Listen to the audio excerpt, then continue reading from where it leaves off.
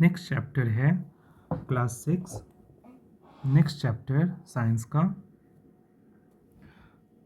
पौधे को जानिए, getting to know your plants. पौधे को जानिए, गेटिंग टू नो प्लांट्स। पहला टॉपिक है पौधों का वर्गीकरण, क्लासिफिकेशन ऑफ प्लांट्स। तो पौधों को उनके तने की प्रकृति, आकार, शाखाओं के आधार पर मुख्य रूप से 3 भागों में बांटा जा सकता है, बांटा गया है। पौधे को उनके तने की प्रकृति, आकार और शाखाओं के आधार पर मुख्य रूप से 3 भागों में बांटा गया है। वर्ग, कैटेगरी, शाख, झाड़ी, वृक्ष, इन तीनों के रूप में बांटा गया है। तना कैसा होगा? जैसे साग का तना कोमल और हरा होगा और ऊंचाई बहुत छोटा होगा। झाड़ी, श्रब, उनका जो तना होगा वो कठोर और पतला होगा और ऊंचाई मध्यम होगा। वृक्ष जो होता है उसका कठोर और मोटा तना होगा लेकिन ऊंचाई बहुत ऊंचा होगा। अब अगर तीनों शाख, झाड़ी और वृक्ष का विशेषता देखें तो शाख की विशेषता होती है कि शाखें कम या नहीं होती हैं, ना के बराबर होती हैं। झाड़ी में तने के आकार बेस से शाखाएं निकलती है और वृक्ष में तना मोटा और मजबूत होता है, शाखाएं ऊपर से निकलती हैं।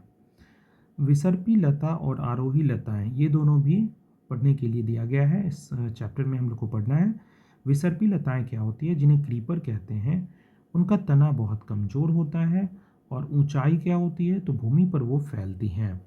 और विशेषताएं क्या है तो सहारा न मिलने पर भूमि पर फैल जाती हैं। और आरोही लता, क्लिम्बर्स, क्या होता है तो तना इनका भी कमज़ोर होगा और ऊंचाई क्या होगी तो सहारे से ऊपर चढ़ती है और किसी सहारे यानी सपोर्ट से ऊपर चढ़ती है। इन सब का एक एक एग्जाम्पल देख लेते हैं। तो साग में एग्जाम्पल आपको टमाटर, धान, पालक ये मिल जाएगा। झाड़ी में एग्जाम्पल गुलाब, नींबू, तुलसी मिल जाएगा। और वृक्ष में आम, नीम, बरगद ये सब एग्जाम्पल मिल जाएगा। और फिर बाकी 2 जो रहा उसमें एक पुदीना और कद्दू, और लास्ट वाले में एग्जाम्पल मिल जाएगा अंगूर, मटर और लौकी। नेक्स्ट टॉपिक है पौधे के भाग और कार्य। पौधे के भाग और कार्य, parts of plant and function. तो इसमें पहला पार्ट है तना। तना का कार्य क्या होगा, जिसको स्टेम कहते हैं।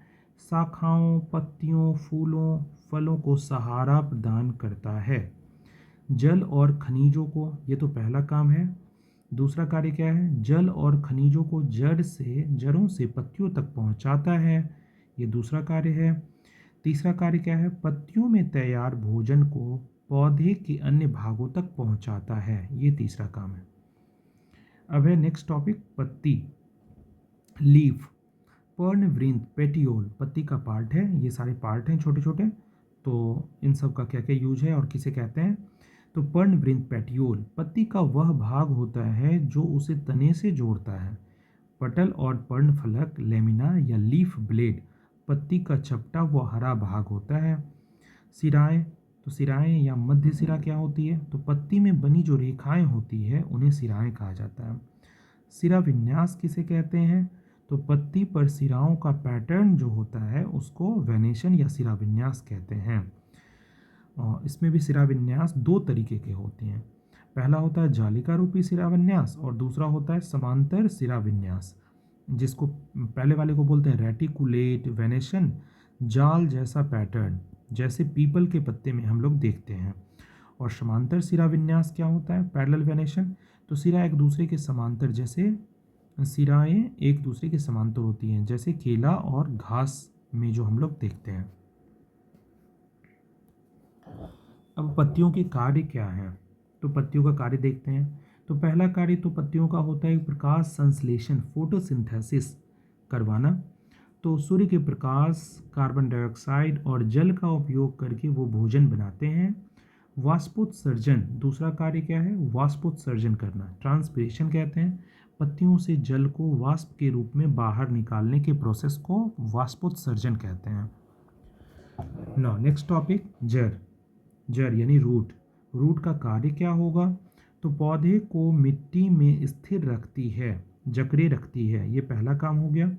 मिट्टी से जल और खनिजों को अवशोषित करना, ये दूसरा कार्य हो गया। यानी जड़ के 2 कार्य हैं, एक तो मिट्टी में स्थिर रखना और पौधे को मिट्टी में स्थिर रखना, और दूसरा मिट्टी से जल और खनिजों को अवशोषित करना। अब है जड़ों के प्रकार। तो जड़ों के कितने प्रकार होते हैं? तो जड़ों के जनरली दो प्रकार होते हैं।